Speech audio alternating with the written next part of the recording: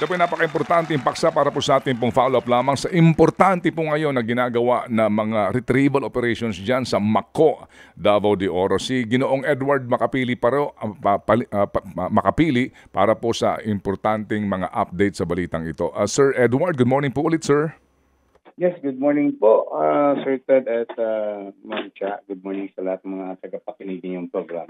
Opo, salamat sa panahon. Sir, so ngayon po talagang malino na it's only retrieval operations. Wala na ho sigurong, meron ba bang pag-asa, sir, na survivor dito kaya? Well, kaya po siguro yung incident command post natin at saka yung ground commander ng Ground Zero at saka yung incident commander ng ICPA, nag-decision na po na magkaroon ng search and retrieval na po kasi they're presumed na mahirap kasi talagang masakit isipin na may buhay pa. Pero it's 1 week today, no? It's 7 days mamayang gabi po, 7:30 exactly. So sa kapal po ng lupa na tumambak, yung may 30 meters na section, may 50 meters na section, may 15 meters na section, may 20 meters. Nahihirapan yung mga rescuers natin kaya iniisip na din na wala ng buhay. Kaya search and retrieval na po. Opo. So Sir Edward, ano ho ang kwento nung dalawang bata na nakaligtas dito? Lagpas na po 2 araw. Ano ho ang kwento dito? Paano sila nakaligtas? Actually, Sir Ted, yung isang bata, yung 2 months old, hindi kasali yun sa landslide. Nadala sa evacuation center yun nung nangyari. Kaya lang, yung parents nun bumalik doon sa landslide area sa Ground Zero nung nakita ng mga rescuer ng Red Cross. Kaya kinuha kagad yung bata doon sa bahay po. Kaya hindi yun nahukay. It's only the 3-year-old child. Yung 3-year-old child po nahukay po. So hindi po accurate yung informasyon na yun ang unang miracle baby? Hindi po. Mas nauna yung 3-year-old child na hukay. Kasi po sa tulong ni Apa yung aso ng K9 ng Coast Guard. Sige po. So anong kwento ng 3-year-old na bata? Di ba lalaki? Lalaki ba ito, babae? Babae po. Go ahead, sir. Go ahead. Opo. Okay. Nung mag-landslide, nakita... Hello, sir. Babalikan po natin si Sir Edward Makapili tungkol nga po dito sa mga bata na nakaligtas po dyan sa landslide sa Mako, Davao de Oro. So nauna pala, itong 3 taong gulang na babatang babae na mailigtas po dyan. Para sa iba pang mga detalye, alamin po natin yan maya-mayang kaunti. Nagkaroon lang po tayo ng problema sa ating balikan natin si Edward. Sir Edward, sige po, pakikwento po yung sa 3 taong gulang na batang babae.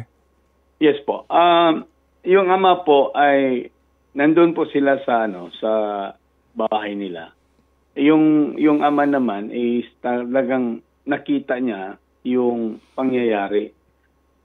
Sinubukan niyang habulin yung mag-ina. 3 kasi sila, isang yung kapatid nung nahukay na bata at saka yung ina.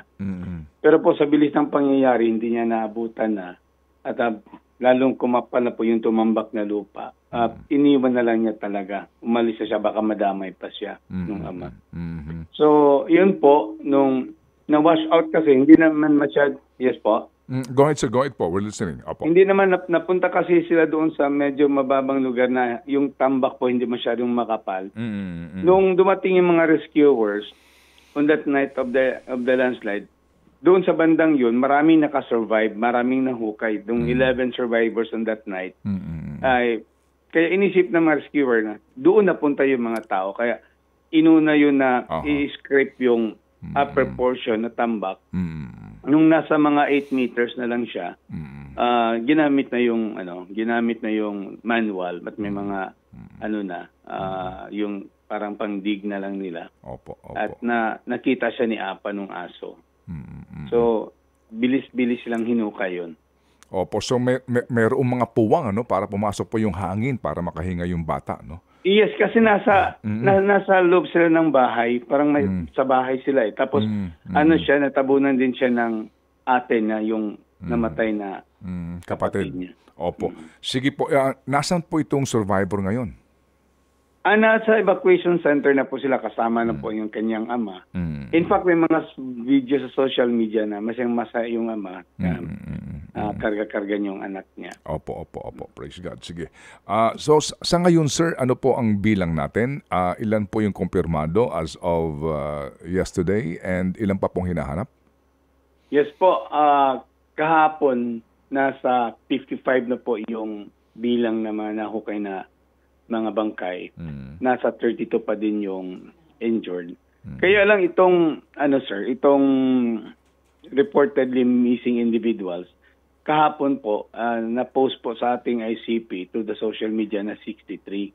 But then in the middle of the day, tinanggal nila kasi yung management of the dead and missing doon po sa ICP, nag-conduct po ng evaluation para po magkaroon ng accurate. Binavalidate po nila yung nasa list at yung mga nabe-verify sila doon sa mga relatives kung talaga bang ito'y nawala. So today po lalabas yung another datos po for the reported missing individuals na accurate datos na po siya. But yesterday nasa 63 pa po. Okay, so para ma-update natin yung actual po na kumbaga mas accurate na informasyon. Sir Edward, ngayon po sa visuals nitong ginagawa pong retrieval operations, ang kikita ho namin may mga structures pa ho na nakatayo. Ano ho ang disposisyon ng local government? Yung mga natabunan na structures? Hindi po. Ngayon po kasi mga nandiyan pa. May mga nakatayo pa pong structures na baka tirhan pa po ito. Ano ho ba ang disposition ngayon dyan ng local government? Opo. Yes, considering the no-build policy po, last Friday, nag-declare na po ang Governor Justice Dorothy Gonzaga that will be totally inhabited place na. Wala na pong titira dyan at maglalagay na po ng security guard. Yung governor natin, gagamitin yung mga sundalo, yung sa 10th Infantry Aguila Division at saka yung PNP para masiguro na wala na makakabalik. And also Mayor Rimando Mako, ganun din yung disposition na talagang wala nang pwedeng tumira doon. Kasi identified na po yan ng MGB at saka Project NOAA na high risk talaga yung lugar na yan. So tulad ng sinasabi natin na may dalawang landslide na nangyayari dyan in 2007 and 2008. So at this point in time, talagang the governor, bagong governor, Justice Dorothy Gonzaga, she said that talagang she has to implement the no-build zone policy. Sige po, maliban po dito dito po sa barangay na ito sa Mako, ilan pa po ang identified ninyo ngayon na mga areas na na no-build zone pero may mga komunidad at ano kaya ang disposisyon ng LGU?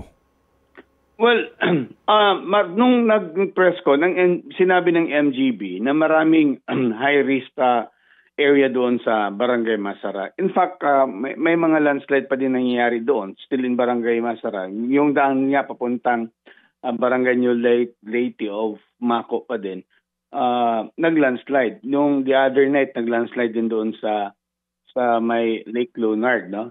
Pero wala pong mga casualties doon na mga, kasi inhabited places yon. During that time of trough of LPA, maraming landslide nangyayari doon sa papuntang Maragusan, papuntang New Batan, but there were no casualties. Yun din ang campaign ni Governor to intensify and asking the MGB to give the list of those areas considered as high risk para napan po na talagang paalisin na evacuate na yung mga tao. In fact, last Friday, sinabi ng Governor to Mayor Rimando to look for a resettlement site of those evacuees and those residents na nasa mga high risk po kasi tatanggalin na talaga sila doon. Ayun. So ano ho ito ngayon? Kumbaga ito ho ang pangmulat sa atin at siguro pag humupa na ito, doon na po kayo pupunta ngayon sa mga lugar na ito na obligado ho kayo mag-relocate. Yes po, oo. Actually, nung early 2022, kasi po, aside from being an Executive Assistant for Communication and Public Information, I was also designated by Governor as a Supervising Officer of the Housing and Homesite Division. Last 2022 po, nag-courtesy call po kami with the with the division head of the Housing and Homestead Division, with all LGUs, to discuss the matter of local shelter plan of every municipalities. That every municipality should invest for a land prepared for resettlement site for those people who are in the high risk area po. The danger zone, no? Opo. Yes po. Sige. So, siya, may tanong ka ba? Yes po. Sir Edward, tama po yun pong ibang mga evacuees na ang ginagamit na evacuation center ay yung mga eskwelahan. Nailipat na po sila dahil gagamitin ng mga bata dyan para makapasok na sa eskwela?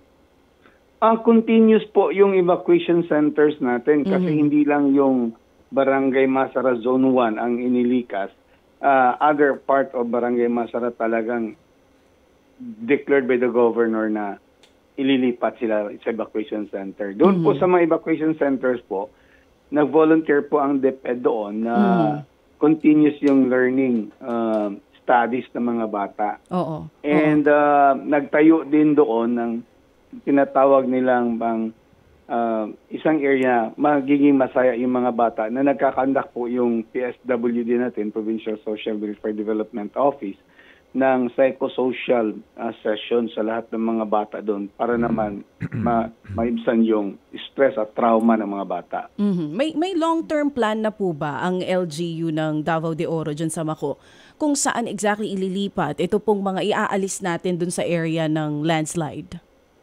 Actually, merong resettlement site ang munisipyo ng Mako, pero hindi po enough yung residente na ililipat doon. Kasi po, may existing na po na history. If you remember the Bagyong Pablo, marami pong mga, dalawa po yung funding agency na gumawa ng bahay, the NHA and the DSWD, yung temporary shelter program ng DSWD na naitayo po. Hindi namin alam, the previous administration, bakit naitayo doon sa mga hazard zone at danger zone din. At wala namang mga papeles na talagang magpapatibay na that is really for the relocation site na. So, yung Mako nag-invest ng resettlement site intended for yung mga beneficiaries ng DSWD shelter program during the Bagyong Pablo. But with that Barangay Masara in itself, parang wala pa po. Kaya nung Friday, sinabihan na din ng punong barangay ni Mayor Rimando na maghanap na din dyan sa Masara na resettlement site na low risk po ang category. Okay, sige po. So salamat po sa update, Mr. Kapili, at kami po ay antabay sa mga developments sa inyong lugar dyan, at kung sakasakali nga po at meron kayong mga magagandang balita na gustong iparating sa inyong mga kababayan dyan sa Davao de Oro, bukas po ang aming himpilan anytime, sir. Yes po, maraming salamat Sir Ted Pailon at saka Ma'am Cha. Opo, thank you. Si Ginoong Edward Makapili, ang siyang executive assistant po naman ng Davao de Oro Provincial Government. Ted Filon at DJ Chacha. Ngayon, nasa Radyo 5, 92.3 News FM. Monday to Friday, 6 to 10 a.m.